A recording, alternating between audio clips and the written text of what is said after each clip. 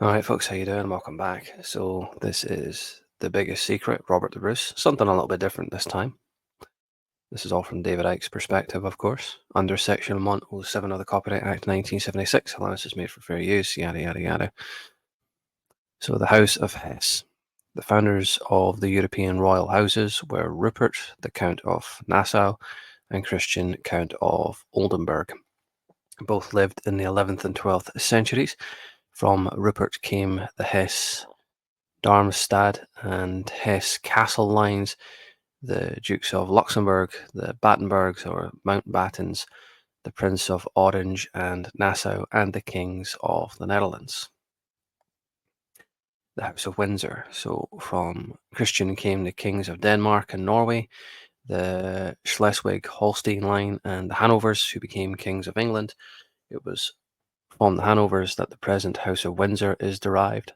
Other bloodlines included the Dukes of Normandy, like William the Conqueror, the Saxe-Cobourgs, the Windsor bloodline, and the Plantagenets, who produced the Tudor and Stuart monarchs of England.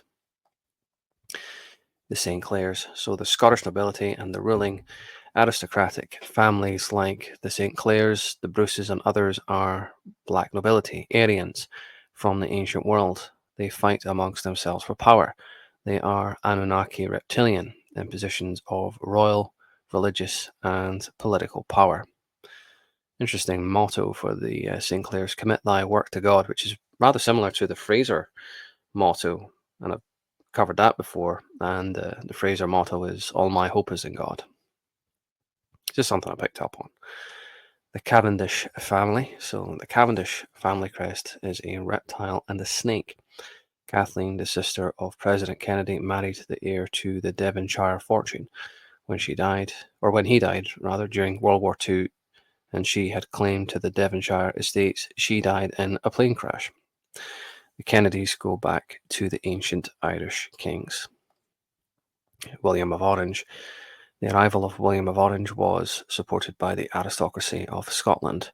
The Phoenicians were in Scotland thousands of years BC, but some of the most famous Scottish bloodlines came later from northern France and Belgium. Classic Scottish names like Stuart, Seaton, Hamilton, Campbell, Douglas, Montgomery, Balliol, Graham, Lindsay, Cameron, and Comyn. Fraser would be another one. Robert of Bruges. These Flemish people were bloodlines from Sumer, Babylon, Asia Minor, and the Caucasus, who had made their way to Europe. Within 150 years, they were running the show.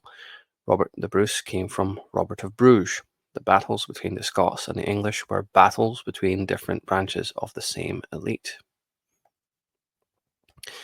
James Bruce of Kinnaird. So it was one of Bruce's descendants, the Scottish nobleman James Bruce of Kinnaird, who left Britain in 1768 for Abyssinia, now Ethiopia, to find a rare copy of the Kebra Nagast, the sacred book of the Ethiopians, and 3 copies of the Book of Enoch, with which he returned to Europe in 1773.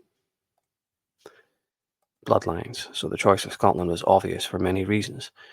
The St. Clair or Sinclairs were there, and so were the other ancient bloodlines which arrived with the original Phoenicians or came from Belgium and northern France to settle later.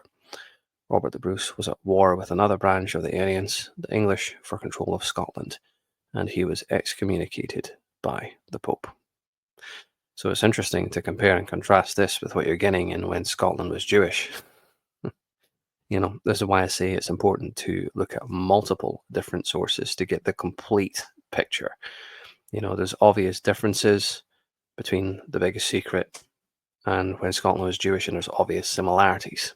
So, you have to compare and contrast and kind of weave the tapestry from different authors, different sources, and, compare the similarities alongside the differences. So, very, very interesting insight there from Mr. Icke, and we'll continue with part 2 just shortly.